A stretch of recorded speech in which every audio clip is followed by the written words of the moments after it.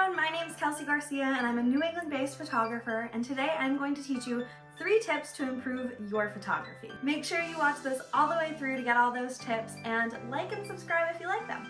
Let's jump right in. My first tip is working with reflections. So this works best if you are photographing with neon lights. I usually use a CD or a photography prism, which you can find on Amazon.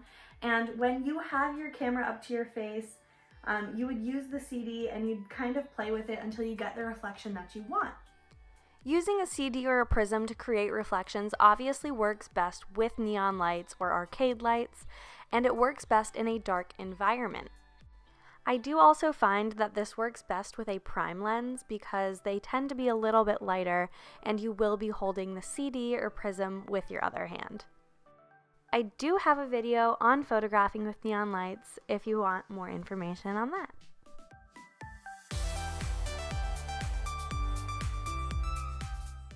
My second tip is getting creative. I work a lot with tablecloths and ring lights, and it creates some really amazing close-up portraits. It is very important to point out that these ring lights do get very hot, so you want to make sure that you do not have your tablecloth on them for a long period of time. I personally like to use a foil-like tablecloth for these because it really gets that lighting very perfect. And if you don't have that, aluminum foil works too.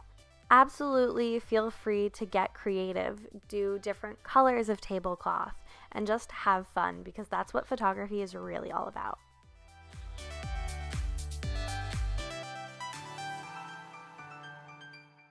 And you can really get creative. I've even done pageant shoots with this technique.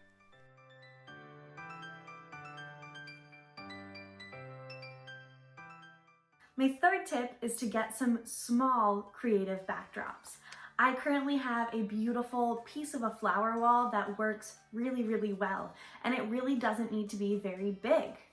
This backdrop was probably 1/10 of the price of a real flower wall, but it gives the same effect in photos.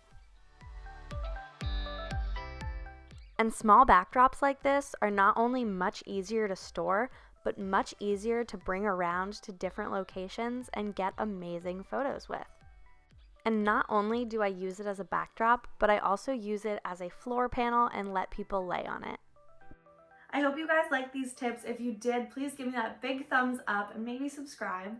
I've got a lot more photography videos, behind the scenes, and photography tips coming up.